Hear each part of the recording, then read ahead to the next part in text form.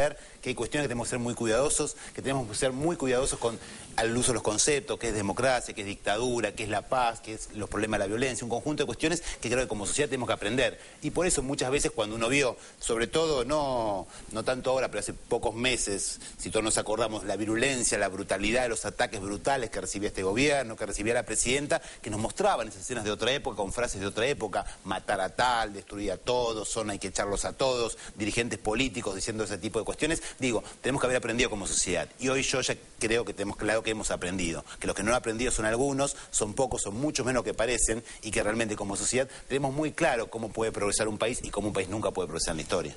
No sé si son muchos, pero que son los que tienen grandes factores de poder. Esto es muy importante saberlo.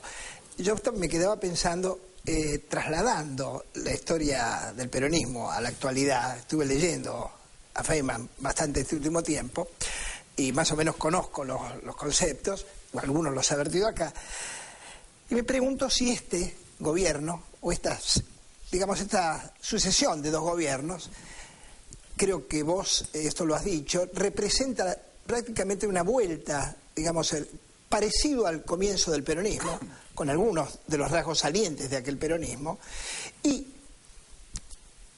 provoca el mismo neogorilismo, o gorilismo neo, para decir, que en aquella época. Y los factores de poder que se oponían a aquel peronismo son los mismos que se oponen a este peronismo. Sí, es cierto. Ahora, llamarlos gorilas, tengamos en cuenta que son gorilas cuando les conviene, porque con Menem no eran gorilas. Tenían un alma peronista, de pronto Neustadt era peronista, Grondona era peronista, todos eran peronistas. ¿Por qué? Porque Menem vino y les dijo, muchachos, ¿qué hay que hacer? Yo lo hago. Es la primera vez que el liberalismo llega sin golpe de Estado al poder en la Argentina, con Menem, porque Menem le pone las bases peronistas. Antes siempre el caballo de Troya. Claro, antes siempre tuvieron que dar golpes para imponer el liberalismo económico.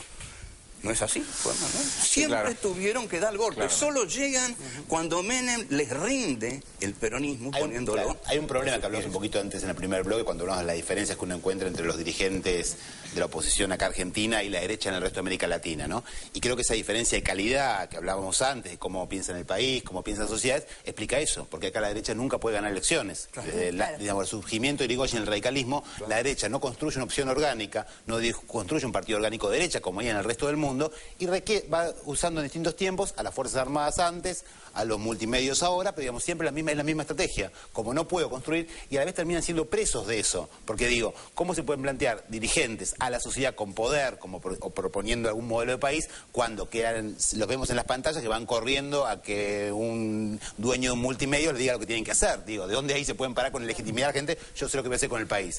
Es como un juego perverso en el cual van perdiendo legitimidad, cada vez se van alejando más de poder construir legitimidad y consenso y terminan empeorando fuertemente la calidad del juego democrático, ¿no? Está buenísimo. Bueno, hay algo muy interesante que dijo Juan Manuel, y es que el factor de agresión que están jugando los medios en este momento es el que jugaban antes las Fuerzas Armadas.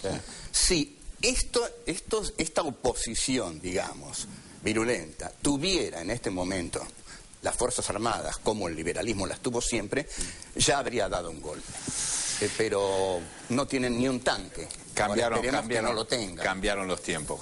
Por suerte cambiaron los tiempos. O sea, no tienen ni un tanque. El día que tengan un tanque lo van a llevar a la Casa Rosada. Señor, nos vamos a un corte. Juan, nos tenemos que ir a un corte. Nos vamos a un corte y ya volvemos. Dale.